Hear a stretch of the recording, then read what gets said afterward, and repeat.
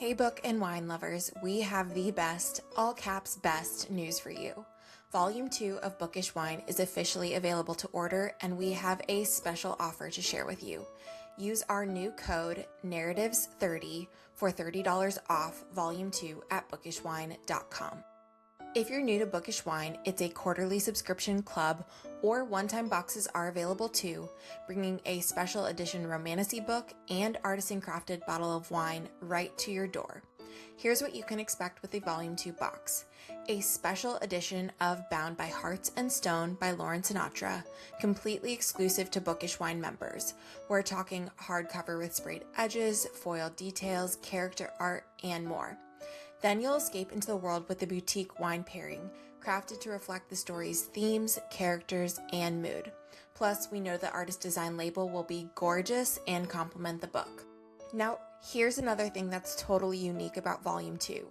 You'll receive a free audiobook code. That's right, you'll be able to listen with your ear holes, read with your eyeballs, or both.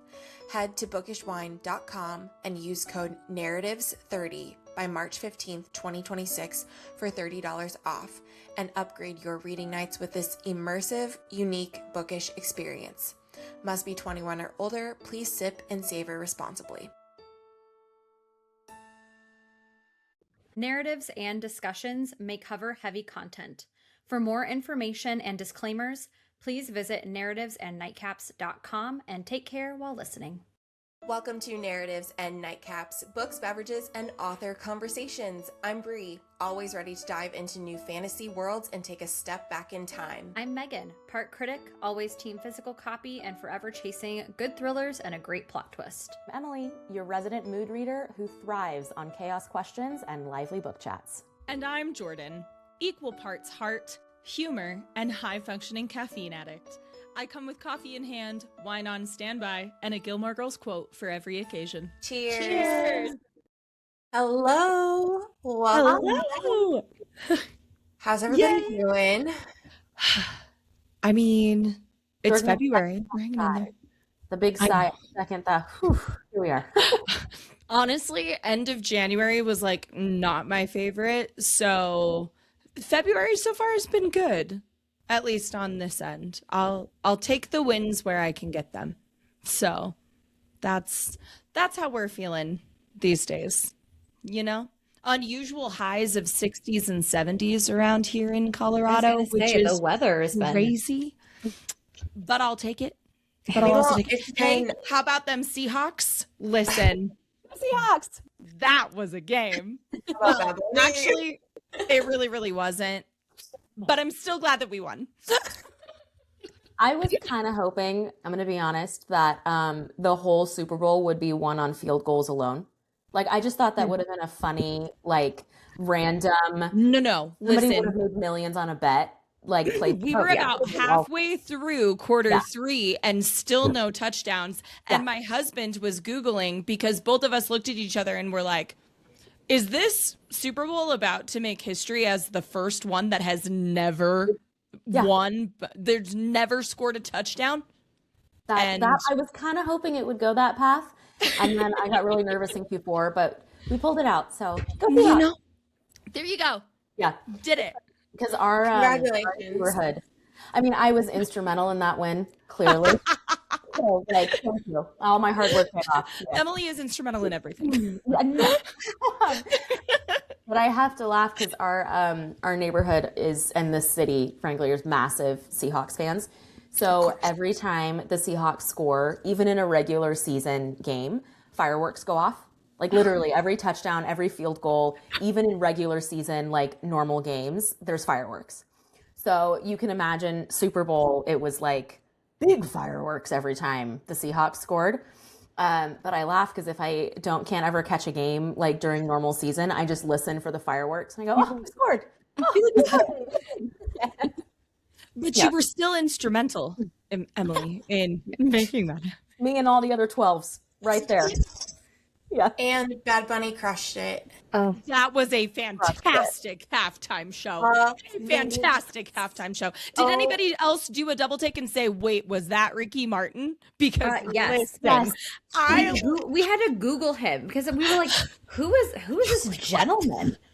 And I'm like, and then Immediately recognized Ricky Martin. well, no, because I feel like from the Ricky Martin that I knew in come on, 1999, that was not the same man. no. He aged beautifully. I don't He know. is gorgeous. I don't know He if has been anything's doing been very done well. here, but we were like, wait a minute. I know. That was My fantastic. favorite though of the well, first of all, we were also like, is that a real wedding or is that just I like know. for Everybody. show? Everybody. That was real. Did you? Yeah. Yeah, that was real. Yeah. Could you imagine? They invited Bad Bunny to their wedding, and instead he turned around and invited them to the Super Bowl. To his Super Bowl What wedding. a story. Like, I wish that were my story. So what was your wedding day top-tier like? human being, like top tier human. Oh my god, yes. Oh my That was gosh. awesome. I just watched an interview with him and Adam Sandler and how they like met each other. Because I think Bad Bunny's in the newest He is. Happy Gilmore movie. Oh, And that's so right. there was an interview, and it's probably an old interview because that movie's been out for a little while, but it was him and Adam Sandler like talking about how they met and how they were like across from each other at like a Lakers basketball game, and they kept like making eyes at each other like, oh, we know each other. Oh, that's so cool. And he's so like humble and approachable and like beautiful, but also I'm like, you could be my friend. This is great. I'm not friend zoning him. I'm available, and I'm not available. But Don't close down, Rob. my favorite moment though, it was watching my kids, because we went to a friend's house and he like put it on a projector and all this. It was really fun, very low key, very much past their bedtimes, and my kids are up there just dancing away watching Bad Bunny. I'm like, yes, get it. I love it. And but then this is like classic 4-year-old. So I'm like, okay, awesome. They loved it. I'm going to put on some Bad Bunny today because I'm feeling it. It's a Tuesday. Let's vibe. And he goes, Mom, if it's not Danny Go, turn it off. And I was like, a bitch, you're killing my vibe. Like, come on. Mr. 4-year-old over here. You're light years ahead of me because the only thing that my 3-year-old wants to listen to is the Nutcracker. Still, we are still on the Nutcracker. Classical ballet. Like that is Interesting. Okay. So, well, he had music class and they like listen to the story. So he's been obsessed with the Mouse King. We're like very into like, are there mice in the house? Is there a Mouse King? Where does the Mouse King live? What does he do during the day? Oh my gosh. Standard questions, right? Yeah. That a 3-year-old would have about a Mouse King. As long as it doesn't go into like rats. Yeah, mice. no, mice. I stay very mice are fine. Mice. Yeah, So okay. we've had very existential conversations about the Mouse King. But he gets in the car pickup today and goes, Mama, I want the Nutcracker. And I say, okay, start from the beginning and just go through. And I was like, hey, so tell me about school, bud. Like, how was it? And he goes, not now. I'm listening. Like, talk to the hand, Mom. Like- Talk to the hand. All right, Mom chauffeur here. Let's That's talk about awesome. the sauce at home. Thanks, Got bud. it. Yeah. Got it. He's like, hey, Mom, just hand me the aux cord and I'll take it from here. I'll take it from You here. just sit there. Yeah, thanks. Okay, I'll drive the car. Thanks, guys. That's hilarious. That's awesome. Yeah, that's great. I will say, Emily, sorry, real quick side note. Don't get into Danny Go if you don't want little kid EDM music just like pumping through your house at all times. Don't go that route.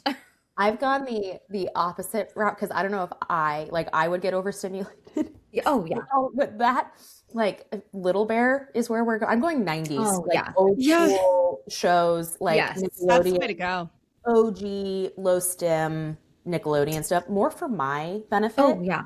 Because like Coco Melon ramps me. Like I can't do Coco Melon. I can't do it. It's like everything moves, everything bounces, everything is neon colors. No, thank you. Yes. I will say Danny Go is our like if you need to like get out a lot of energy really fast because all of his songs are just like the whole time. So we're like, okay, about like 3-4 songs, you jump on the nugget, you run around, do your thing, and then we'll get back to normally scheduled programs. I like it. Oh my gosh. Yeah, we talk about kid shows. Sometimes if they're on the East Coast or overseas, so they're asleep. Sorry. Yeah. Oops, There you go. Go. There you go. I feel like all this talk is good segue into your first book. I was just going to say, Emily. this is like, it could not have been better scripted. It was not, but it could not have been like a better segue. Because Jordan, you asked about how we're all doing, and my February, life still has been nuts. Work is crazy. Like, life is crazy. We just got back from a trip last week. I feel like I'm behind on everything. So reading for January for me was much less than I normally do. I did manage to complete all of our series specials. We'll talk about Golden Sun and all of that later. But I did not read quite as much me books as I wanted to.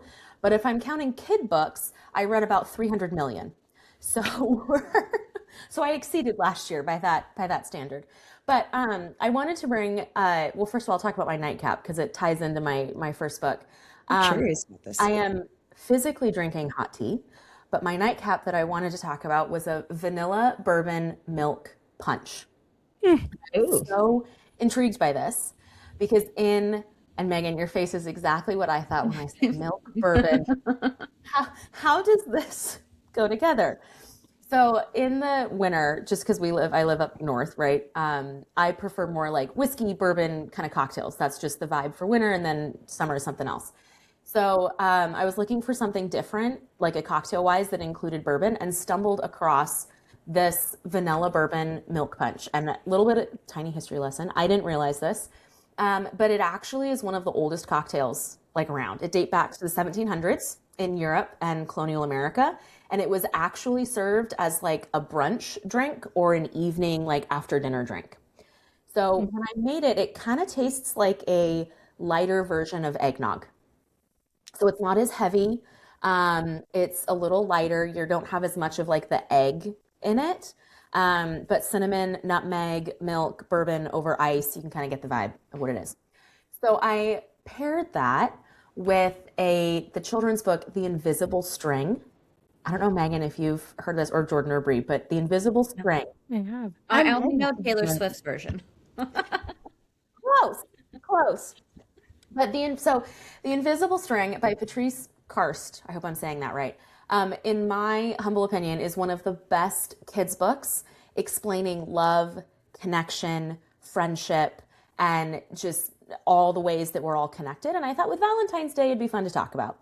So the premise behind The Invisible String is that a mom is explaining to her 2 kids that, when they go to school or they go play with friends outside or she goes to work, no matter where they go, her heart and their heart are always connected through an invisible string. And all they have to do is tug on the string either direction, and they feel the love from mom, or mom feels it from her kids. And then it goes on to talk about how the invisible string will stretch even if they go scuba diving, or even if they go to outer space, or even if they go on a big trip.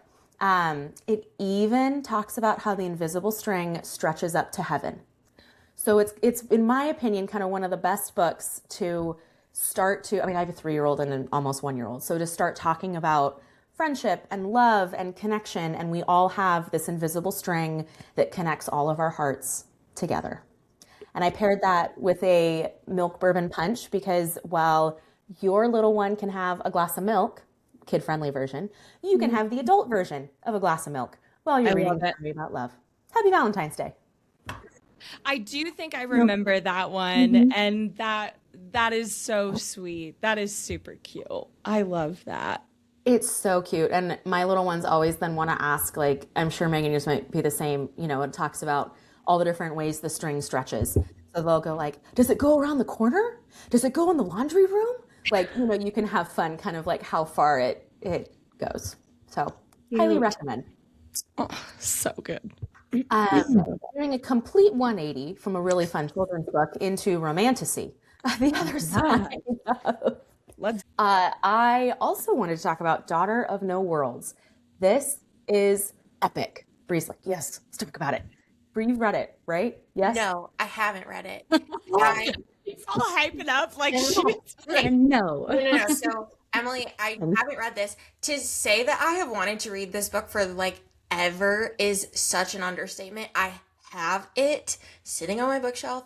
I want to read it. I've wanted to read it so badly for literal years. So like when I got it for you, I was like, I feel so confident that she will like this. I was like, I feel so good about this. I haven't even read it and I feel so good about this.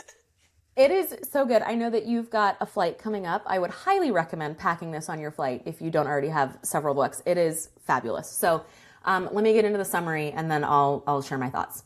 So Daughter of No Worlds by Carissa Broadbent. Thank you, Goodreads, as always, for sponsoring this summary. A former slave fighting for justice, a reclusive warrior who no longer believes it exists, and a dark magic that will entangle their fates. Ripped from a forgotten homeland as a child, Tisana learned how to survive with nothing but a sharp wit and a touch of magic. But the night she tries to buy her freedom, she barely escapes with her life. Desperate to save the best friend she left behind, Tisana journeys to the Orders, the most powerful organization of magic wielders in the world. But to join their ranks, she must complete an apprenticeship with Maxentarius Farleone, a handsome and reclusive fire wielder who despises the Orders. The Order's intentions are cryptic, and Tisana must prove herself under the threat of looming war. But even more dangerous are her growing feelings for Maxentarius. The bloody past he wants to forget may be the key to her future, or the downfall of them both. But Tisana will stop at nothing to save those she abandoned, even if it means gambling in the Order's deadly games, even if it means sacrificing her heart, even if it means wielding death itself. Dun, dun, dun. Oh my gosh. Here. It's epic. I think you guys can see my notes. I have like epic, will expand. Fabulous. If you are fans of Sarah J. Maas or anything with dark magic, romantasy, it's got a really unique magic system, which I think I've talked about in other episodes. For me, is like a hallmark of a great romantasy, in my opinion. The romance also doesn't feel rushed.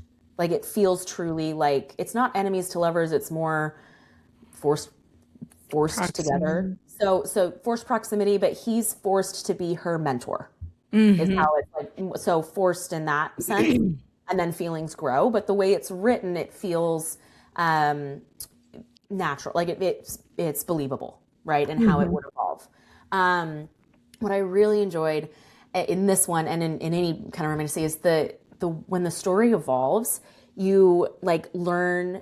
It's like aha moments at the end of each chapter, right? You're learning, oh my gosh, that makes sense. And that piece is clicking in and that secret's discovered. And you've learned that piece now. And that kept me turning page after page after page.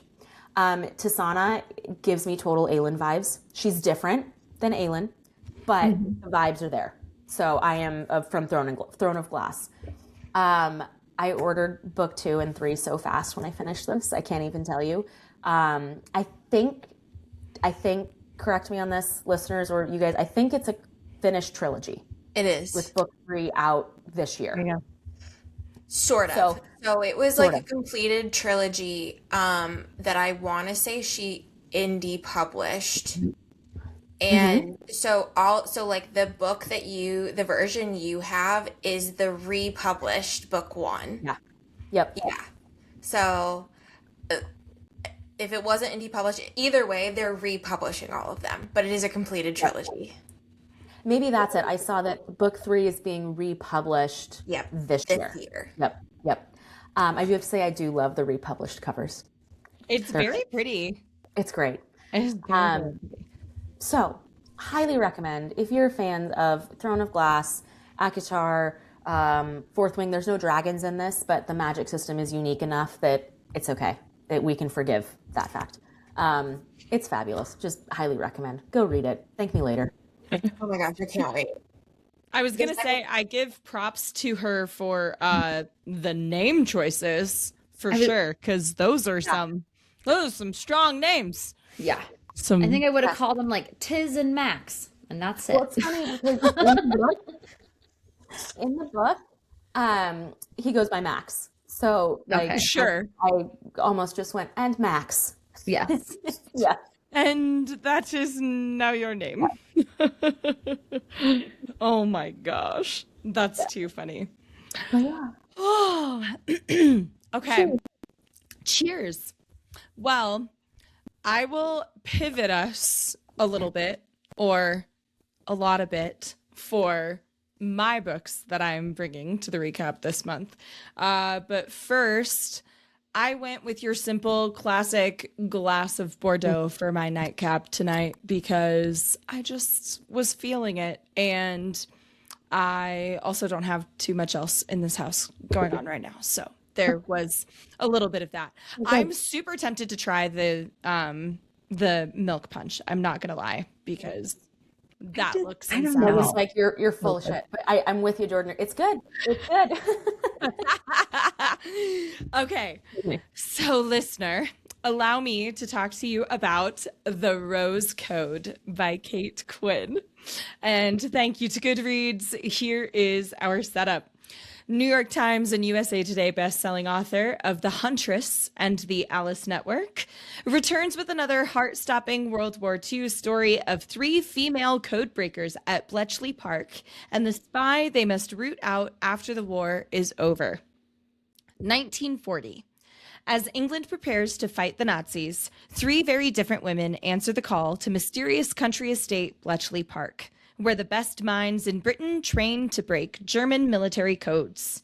Vivacious debutante Asla is the girl who has everything: beauty, wealth, and the dashing Prince Philip of Greece, sending her roses. But she burns to prove herself as more than just a society girl, and puts her fluent German to use as a translator of decoded enemy secrets. Imperious self-made Mab, product of East End London poverty, works the legendary code-breaking machines as she conceals old wounds and looks for a socially advantageous husband. Both Asla and Mab are quick to see the potential in local village spinster Beth, whose shyness conceals a brilliant facility with puzzles. And soon, Beth spreads her wings as one of the park's few female cryptanalysts. But war, loss, and the impossible pressure of secrecy will tear these 3 apart. 1947. As the royal wedding of Princess Elizabeth and Prince Philip whips post-war Britain into a fever, 3 friends turned enemies are reunited by a mysterious encrypted letter, the key to which lies buried in the long-ago betrayal that destroyed their friendship and left one of them confined to an asylum. A mysterious traitor has emerged from the shadows of their Bletchley Park past, and now Asla, Mab, and Beth must resurrect their old alliance and crack one last code together. But each petal they remove from the Rose Code brings danger and their true enemy. So, I think we've talked on this pod ad nauseum about how much we love historical fiction. And it has been a long time. It's been too long for me since I have gotten back into the historical fiction of it all. And so that is absolutely the itch I was looking to scratch here, and it worked. So if you are a historical fiction reader, this one is absolutely for you. These characters are so easy to fall in love with. The twists and the turns just kept me going. It kept me on my toes. I literally had to keep reading each time just to know what was going on and what was happening. And funny enough, this is one of the first times too where because I listened to this one as well and decided to listen to the author's note. There's more rooted in fact in this one than you would actually think.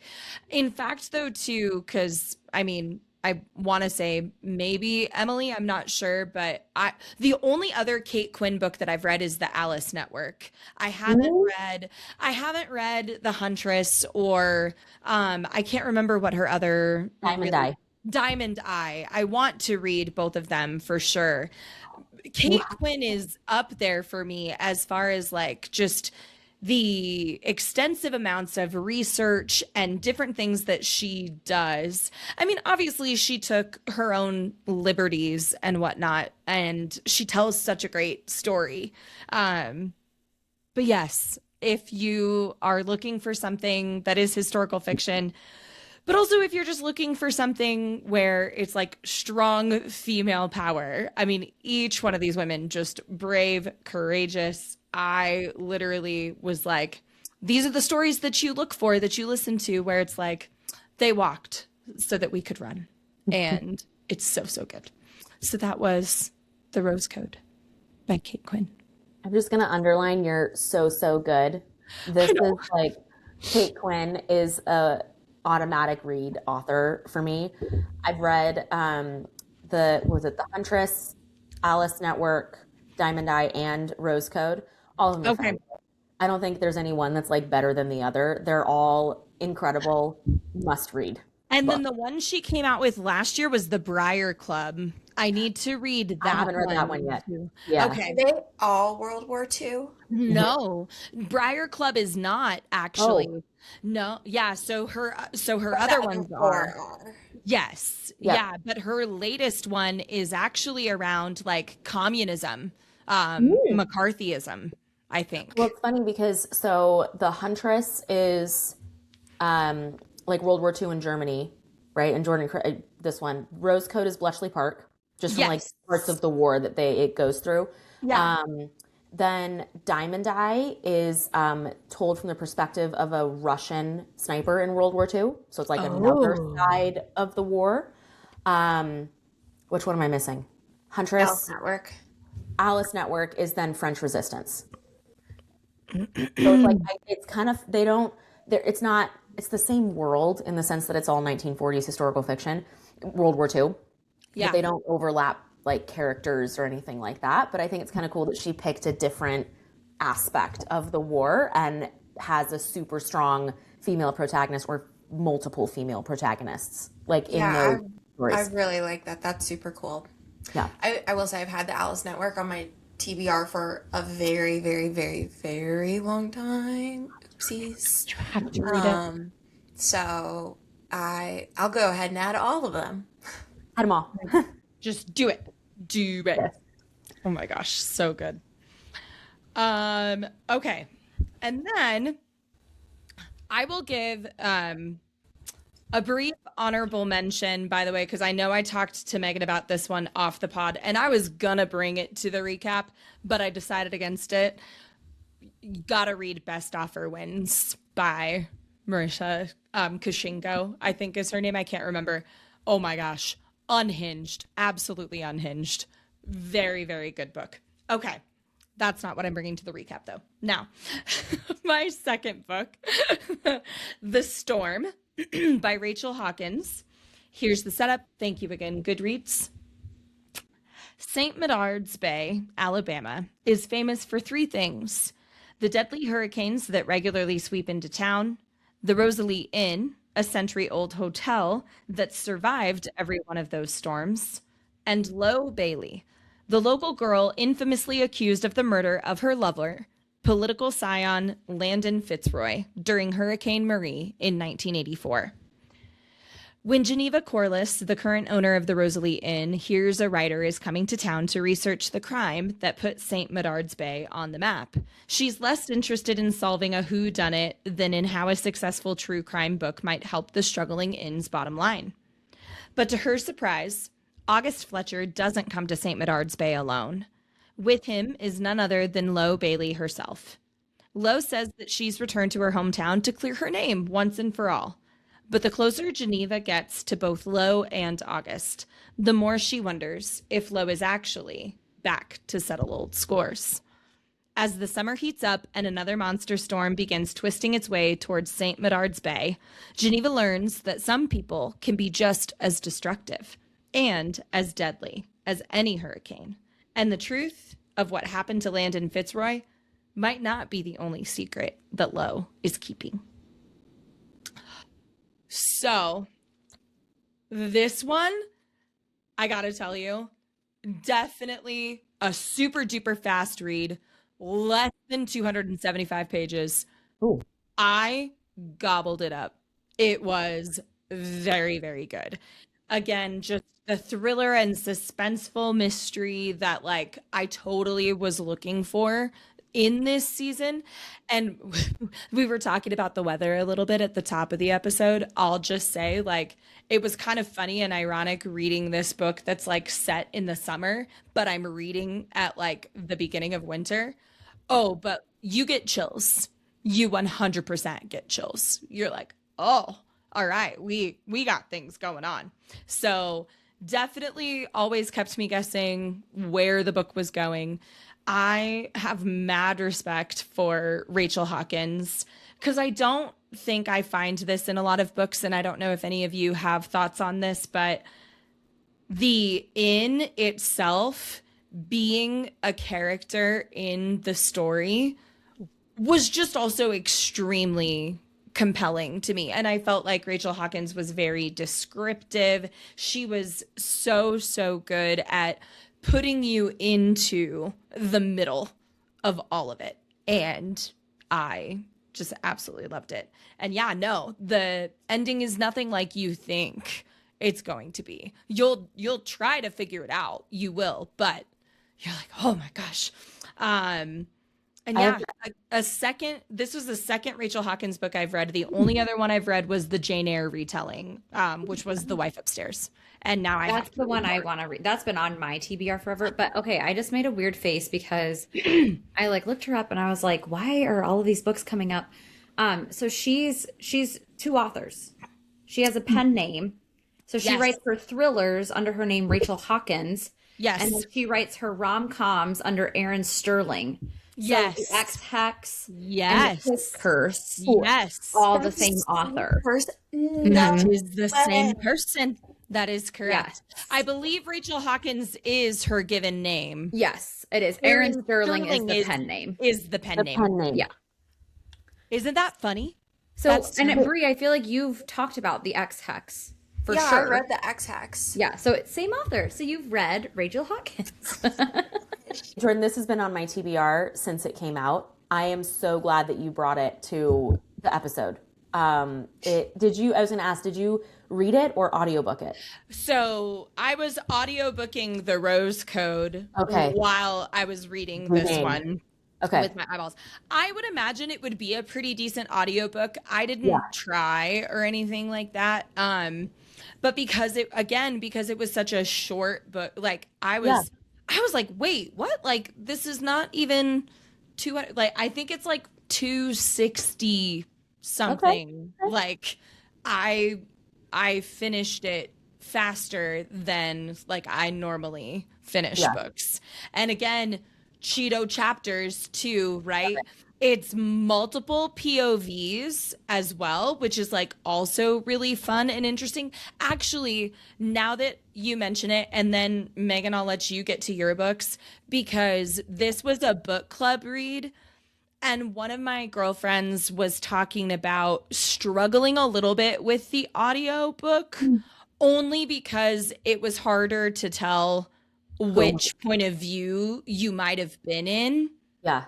So now that I think about it, I probably did enjoy it all the more because I read it with my eyeballs rather than listening to it. Gotcha. Because I think what might have helped it was if it had multiple narrators, but I don't know. Sure. If it has multiple narrators. So then that way, because when you have multiple narrators in an audiobook, you're better able to like, oh, okay, now we're switching. Yep. So yeah. But that was very the storm. Nice. Well, this makes me want to read The Wife Upstairs even more now because that one has, like I said, been just sitting there for a long time for me. I liked The Wife Upstairs. And in fact, actually, I did not realize it was a Jane Eyre retelling because I never read Jane Eyre. And then as I like got more into it, I was like, all right, because I know the story. Right. Yeah. And then I was like, wait a second. I feel like I've been here before. I was like, oh, okay. It's a Jane Eyre retelling. Yes. But a lot of Rachel Hawkins books too, listener, are available on Kindle Unlimited. Same even with Carissa Broadbent's that Emily brought too. So if you're a Kindle girly like me as well, these books are easy to find and to borrow and pick up. But yeah, there you go. Those are my recaps. Love. Okay, well, here I go. So my nightcap I actually just had this weekend. It was absolutely amazing. It's called a Naughty Lister, and I think never there's heard of this. different versions of this drink. But the one I had was gin based because I started the night with some French 75. So I was like, okay, I'm already having gin. I'm gonna keep the same train going.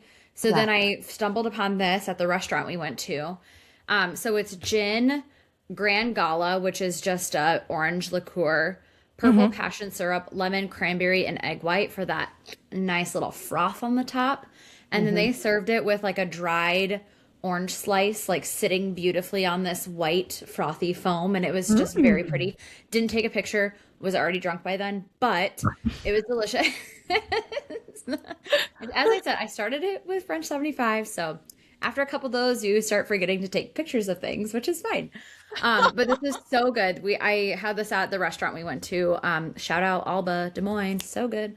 Highly recommend. I don't know that I could replicate this myself. I don't trust my confidence in being my own cocktail queen if it's more than like 3 ingredients. So, but I think if anyone wanted to give this a try, I feel like most stuff is pretty easy to find and or just like substitute. So, it was delicious. Like highly recommend. Really good. Sounds And some of the other versions I looked up were like bourbon or whiskey based, like a heavier, darker alcohol if you wanted. But mine was gin. So, all good. Okay, my first recap. So I just read this for my book club. Taylor Jenkins Reid, One True Loves. I also thought it was fitting with it being February, a little love story. So let me set this up. Also, thank you, as we mentioned, Goodreads per usual. In her 20s, Emma Blair marries her high school sweetheart, Jesse. They build a life for themselves far away from the expectations of their parents and the people of their hometown in Massachusetts. They traveled the world together, living life to the fullest and seizing every opportunity for adventure. On their first wedding anniversary, Jesse is on a helicopter over the Pacific when it goes missing. And just like that, Jesse is gone forever. Emma quits her job and moves home in an effort to put her life back together. Years later, now in her 30s, Emma runs into an old friend, Sam, and finds herself falling in love all over again. When Emma and Sam get engaged, it feels like Emma's second chance at happiness. That is, until Jesse is found. He's alive, and he's been trying all these years to come home to her. With a husband and a fiancé, Emma now has to figure out who she is and what she wants while trying to protect the one she loves. Who is her one true love? What does it mean to truly love?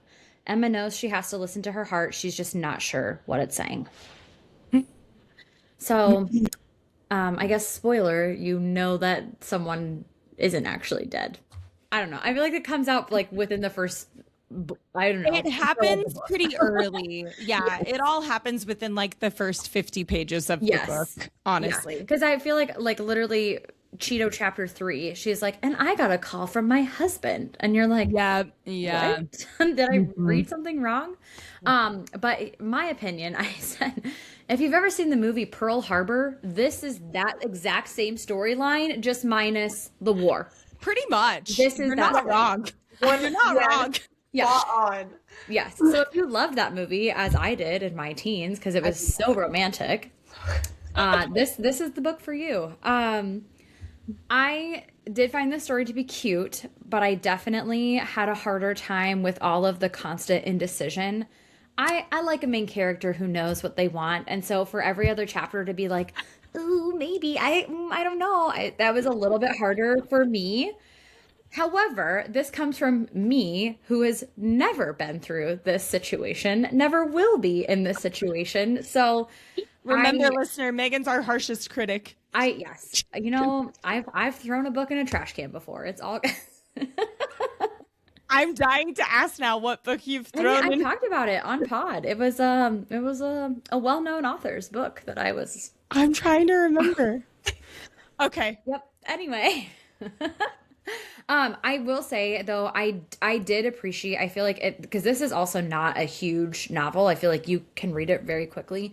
And there was a ton of character growth. I mean, from the moment you meet Emma, she's, this insecure, like even like body insecure, teenager, to now this woman who has gone through loss and has rediscovered herself and has figured out what she wants to prioritize in life and where she can find happiness. So I have a lot of respect for that. I just hate how, in the same, I don't know, flip of the coin, how long it took her to get to that point. She, it just goes through a lot of really hard, emotionally toiling situations that I, again, would never experience. But I feel like in the end, all of the characters involved had a lot of growth. At one point, the fiance kind of steps back and lets Emma make that decision for herself, which I thought was very bold. I don't know that I would trust someone that I love to make that same choice, but good for him. And ultimately, I love the ending where, I don't want to give it away, but everyone ends up being who they need to be with and what's best for their character and in that situation. And on top of everything, everyone like stays in contact, which I thought was very mature for a book with this kind of plot line. So it really turned into an impossible love situation turned best case scenario, all wrapped up in a bow for you for Valentine's Day. There you go. And I'm just picturing you reading this, like the back and forth chapters going, girl, get it together. I also, because Brie, I know you've read this and you've heard mixed reviews, and I think you had mixed feelings as well. But I think we were in agreement of like, why is it taking so long for you to just be like, I love this person or I don't? Like it just felt like there was a lot more back and forth. And obviously, again, I understand that it's going to take a minute to figure out that the person that you loved from your high school self was dead for 3 years and now they're back to the living. Like that's insane. But it just felt at times it's like, okay, but you're in your 30s now and you should make healthy choices for yourself. So, has anyone else read this book that feels differently? Because I don't want to take over someone else's thoughts. I don't know that I struggled as much with like frustration over the back and forth. I appreciate that you pointed out the character development a lot, because that was something I loved and appreciated about Taylor Jenkins Reid and her writing in this book. Was I did absolutely feel like these characters were on a journey. They were very three-dimensional. They were well-rounded. Yeah, I just can't recall if I experienced that frustration of like, get it together kind of a thing. I mean, maybe at a point or two. I mean, it was a while back that I read this one. But I do also, to your point, remember being content with the way that it all shakes out. Yes. Yeah, I definitely liked the ending and again felt that it ended very maturely for everyone involved. I think that's the best way to put it. Okay, book number 2. I did 2 heavy hitters in a row. Boom, boom. The women, Kristin, Hannah, two big authors on this podcast. So, all right, this one, here we go. I will say I audiobooked it and I very much enjoyed it. Again, interesting. I don't do it that often, but when it's like been sitting there for a long time, I just have to do it. So, I audiobooked this one. I still had, I think, the same emotional capacity that I would have if I read it. So, this is the recap. Women can be heroes. When 20-year-old nursing student Frankie McGrath, hears these words, it's a revelation. Raised in the sun-drenched, idyllic world of Southern California and sheltered by her conservative parents, she has always prided herself on doing the right thing. But in 1965, the world is changing, and she suddenly dares to imagine a different future for herself. When her brother ships out to serve in Vietnam, she joins the Army Nurse Corps and follows his path. As green and inexperienced as the men sent to Vietnam to fight, Frankie is overwhelmed by the chaos and destruction of war. Each day is a gamble of life and death, hope and betrayal. Friendships run deep and can be shattered in an instant. In war, she meets and becomes one of the lucky, the brave, the broken, and the lost. But war is just the beginning for Frankie and her veteran friends. The real battle lies in coming home to a changed and divided America, to angry protesters, and to a country that wants to forget Vietnam. The Women is the story of one woman gone to war, but it shines a light on all women who put themselves in harm's way and whose sacrifice and commitment to their country has too often been forgotten.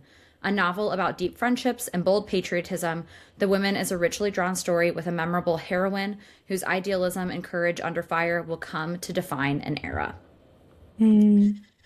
So per usual with Kristin Hannah, I literally said the crease I crowed during this one, like just the amount of emotion, the shock, the awe, the admiration, just this novel has it all per usual of our beloved Kristin Hannah. She absolutely nailed this one in the coffin, if you will, because I mean that literally there's a lot of death, tons of death. After World War II, in my opinion, Vietnam is probably one of the next most fascinating wars to me, because I feel like we don't have all of the answers from that, and it's still, I think, very secretive. So I really appreciated that. I can tell a lot of research, a lot of education, especially from the perspective of women, went into this book, and I could feel myself learning things that I certainly had never heard about in school or maybe paid attention to at the time. So that was very much appreciated. It was one of those moments where I took some of those things and then wanted to do my own research and looked into certain aspects myself, just because, to validate that, because you never hear these things. So this novel covers everything truly from found family, love, a ton of loss, how to rediscover yourself, how to redefine yourself. The ending, oh my God, the ending. Like that, I feel like that's where like the floodgates opened for me during this book. I think some of her other ones I'm kind of like crying off and on throughout. This one, it was like just this huge, beautiful buildup to the end. It was so beautiful, so thoughtful. It completely encompasses the good you would hope to see come out of a war that never was. There was a line kind of over and over again throughout this book that I think is true, but that women never went to Vietnam. Like that was explicitly said so many times throughout the novel. And it's like this moment of her being like, no, we were there. You're going to hear us. We did this. Like, I know all these men. I've looked in their eyeballs as they were dying. Like I have pictures with these people. Like I didn't just make this up kind of thing. Yeah. I absolutely cannot recommend this book enough. I recommended it to my sister-in-law, who I think had a very similar reaction to that I did. It's a very deep, beautiful book. I said it could be a really great Galentine's read. No, you're not Other wrong. strong, lovely, thought-provoking women in your life, but I just freaking love this. Like this is one that for me, like it just sits with me for a long time. And you're reminding me so much of how much I loved this book, but also I'm reminded of, because I saw Kristin Hannah in person on her tour when this book came out. And so listening to her talk about it too, right? And you want to talk about all the research and all the different things that, fun fact, this was like one of the very first books that she ever wanted to write. This was a baby of hers that had been brewing from like 90s, early 2000s. Wow. And it had been because she had heard these stories of nurses and people that were gaslit saying, you didn't go to Vietnam. Yeah. There were no women in Vietnam. And she tells the story specifically. I remember sitting there in like the second row, unbelievably just gobsmacked that I was there, not mere feet from Kristin Hannah. And she said it was one of the first books that she took to her publisher. This idea that she pitched. And her publisher very clearly told her, you're not good enough yet. You're not ready yet. This I beg to story differ on this isn't. one. Well, no, she appreciated that was the feedback, and this took time. Mhm. So when she was ready to revisit it after the Nightingale, after the Four Winds, after the Great Alone, it wasn't a dig at her, like her agent or her publisher saying, "You're not good enough yet." Like it was, keep going, get better, and you'll get there. You're not ready for this one's not there yet, but it can be. And lo and behold, of course, it absolutely is. And I am so glad that you brought this one to the podcast because it's so good. That was so good. Has anyone else read it too? Everyone? Also, no, Well, but I still haven't read The Great Alone. Oh, okay, so there we go. We're good. We're all good. It's all good. But All right. Oh my goodness. But I'm happy to hear, Megan, that because you said you audiobooked this one. I did, yes. Worth an audiobook because I deep in Morningstar looking for a new audiobook. So if this is a good audiobook. I think yes. So it's just one narrator that does, the whole gambit of voices. I thought it was fine. I thought it was great. I was cool with it. Okay. I feel like it's hard to ask that opinion because I haven't listened to that many, so I don't know like the whole slew of narrators that you could possibly have. But I thought this one was great, and I found it very easy to follow, despite like all of the time changes and all of as the timeline progresses. So I never felt like I was lost in the story by any means by not having it in front of my face. I can't wait to read it. Well, you really need to. Full circle. For the Super Bowl, I made a French 95.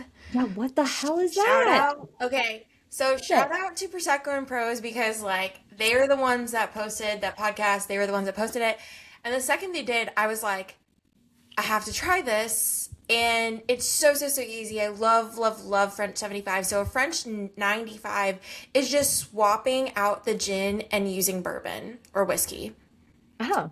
And thus, you have a French 95. So I took some bourbon whiskey that we had, put that into my shaker with a simple syrup and with the lemon juice, shook all of that up with ice, strained that into my flute, and then topped that with Prosecco.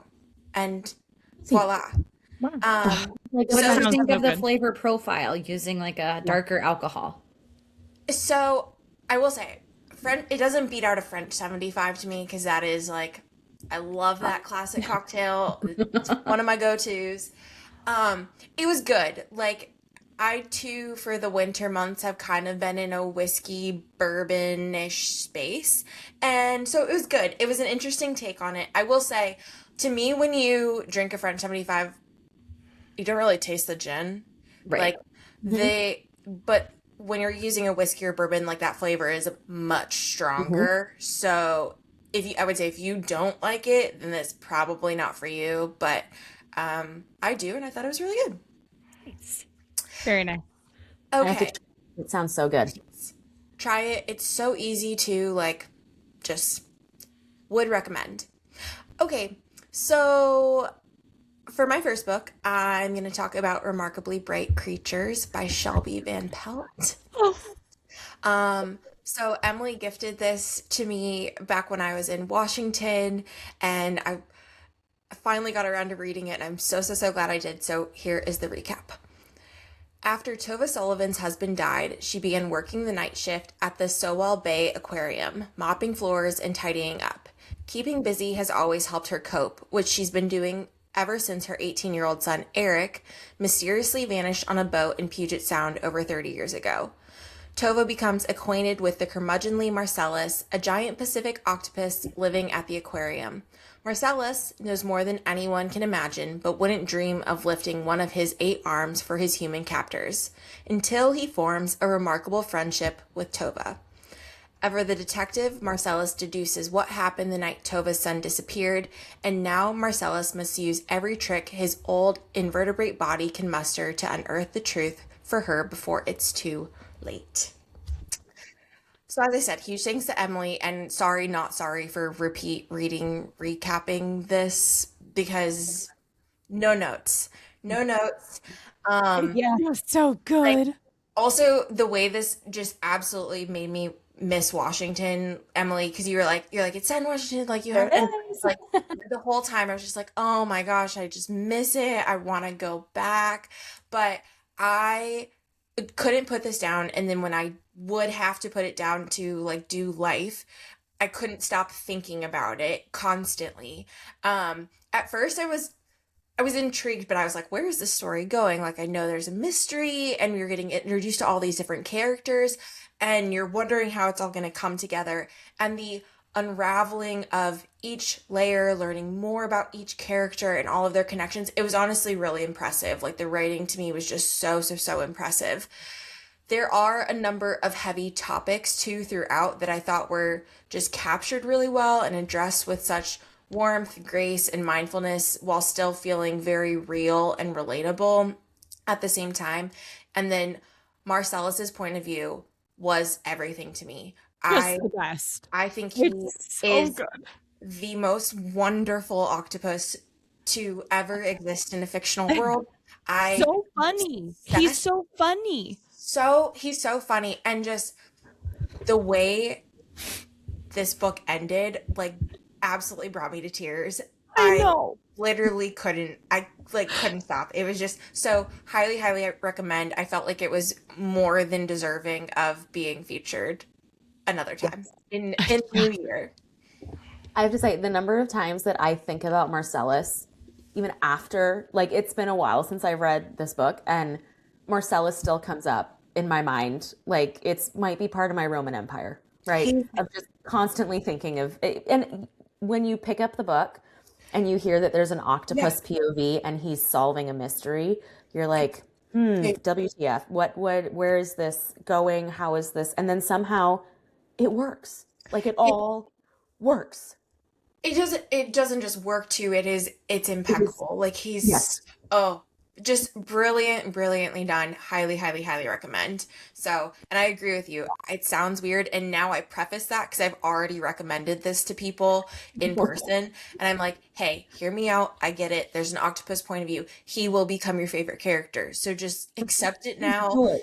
Yeah. Yeah, just dive right in. No pun intended. Okay, we'll end on a romantic note for Valentine's Day with book 2, which I say that, but full disclosure, this was an arc and it's not available till June. That's fine. That's fine. Get ready for it, but don't buy it till later. But, so this is Romantic Hero by Kirsty Greenwood. Oh, I love her. A heartbroken romance novelist is forced to address her writer's block when the villainous cowboy character from her books shows up in the real world, desperately in need of his own happily ever after.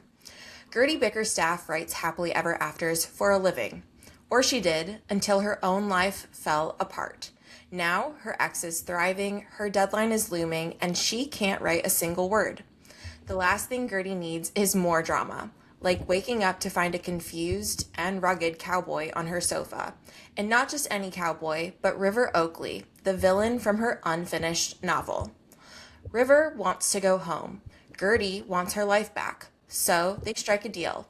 He'll use his cunning ways to help her win back her ex. She'll finish the novel, and surely he'll return to whatever world he wrote in from. But as River Oakley proves to be so much more than just the bad guy, Gertie has to choose the ending she thought she wanted or the plot twist she never saw coming. Okay, so full disclosure, I think Kirsty is like a gem of a human being. I think she's an absolute delight. So I feel like you should know that. All that said, like, this is 100%. I loved this book, and I thought it was like so quirky and so, so, so cute. But you should just know, I think Kirsty is like one of the most delightful people out there. And as soon as I heard that she had another book coming out, I have been eagerly and anxiously like awaiting the opportunity. So huge thanks to NetGalley for the arc, because this one just totally confirmed to me Kirsty's position as a master of crafting heartwarming, whimsical, laugh out loud stories. If you read The Love of My Afterlife, like you are literally laughing from page one, and this one is no exception. Like she's just absolutely brilliant in the dialogue and the wit that she brings to every single story. So Kirsty has once again created a brilliant cast of characters who absolutely leap off the page with charm, endearing quirks, and humor.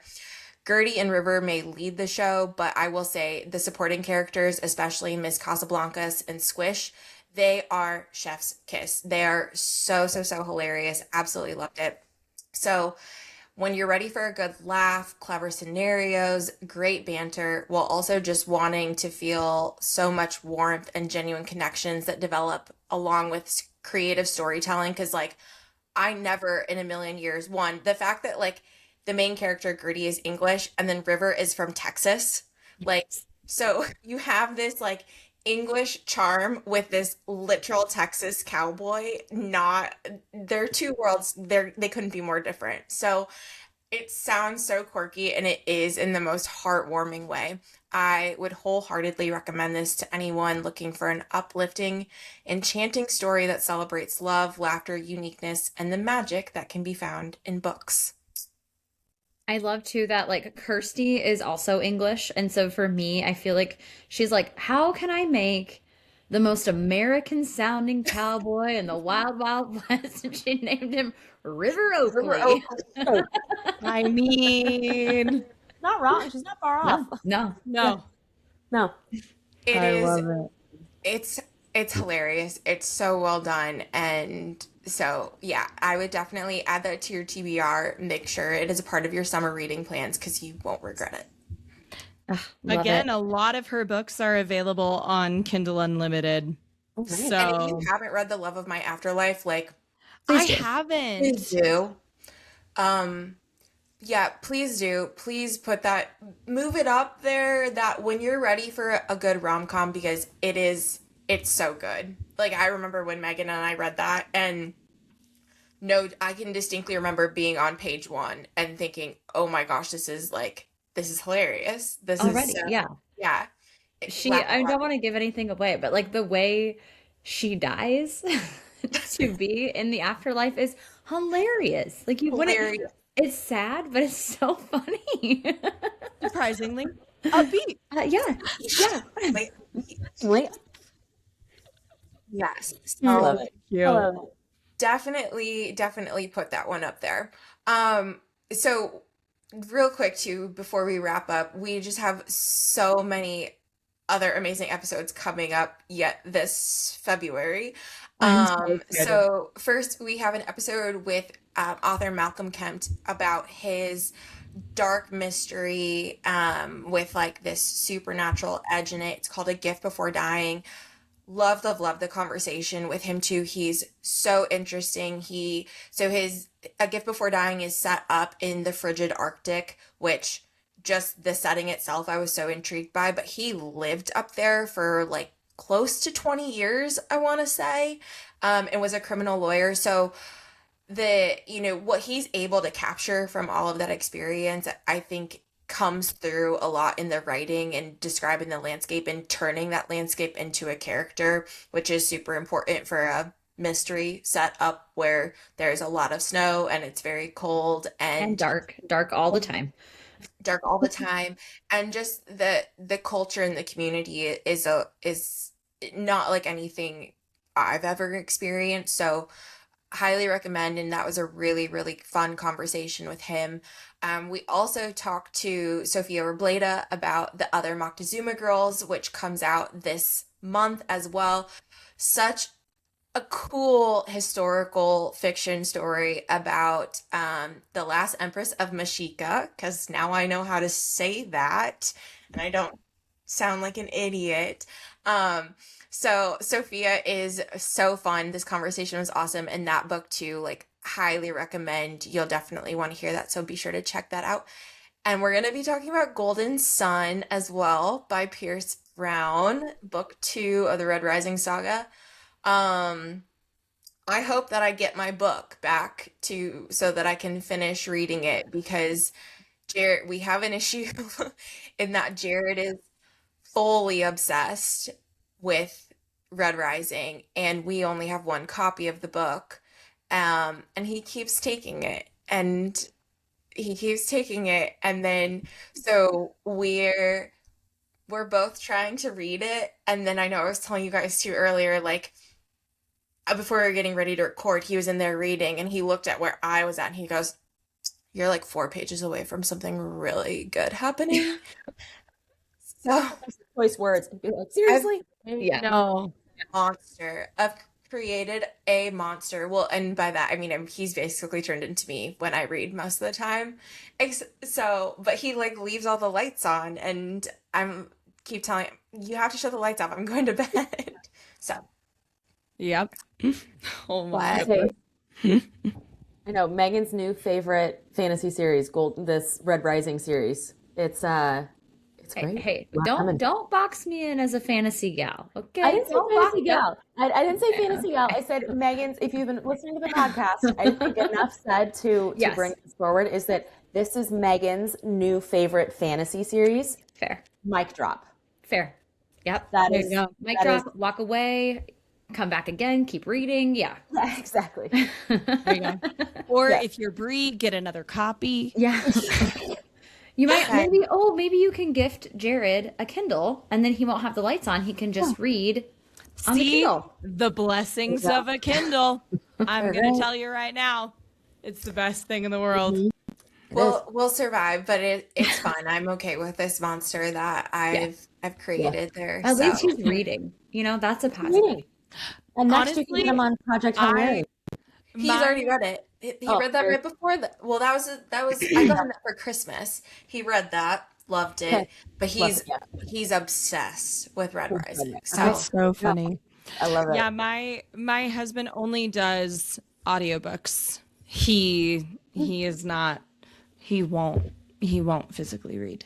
So, Okay.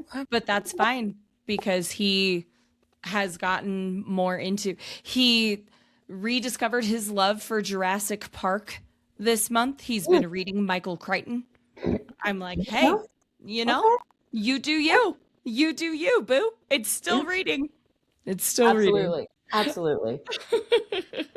And one last little surprise. The pod is going on the road. We are headed to San Diego for Love Lit Con this February. And so we are going to be having a lot of bonus content coming your way with so many authors and other bookish vendors that are going to be there. So definitely make sure to rate, review, and subscribe so that you can see all of that. I'm super excited about all of the conversations. It is a romance book festival, so it'll be perfect for bonus episodes this month and next month if you're looking for rom-coms, contemporary romance, romantasy, everything that falls within the romance genre. We will be chatting with a bunch of authors that are going to be at Love Lit Con and sharing all of that here. So be sure to tune in. Yeah. Awesome. Well, thanks so much for listening, ladies. Always the best time talking books and nightcaps with you all. Always. Until next time, friends. Can't wait. Cheers. Cheers. Thanks so much for listening. The Narratives and Nightcaps podcast is a production of The Craft Co. with intro music created by Remington Haynes. Subscribe to the show on Apple Podcasts, Spotify, and YouTube. Follow at Narratives and Nightcaps on Instagram or visit our website, narrativesandnightcaps.com. Sign up for our newsletter to always know what we're reading next, which authors are joining us on the show, and for extra bookish and beverage info.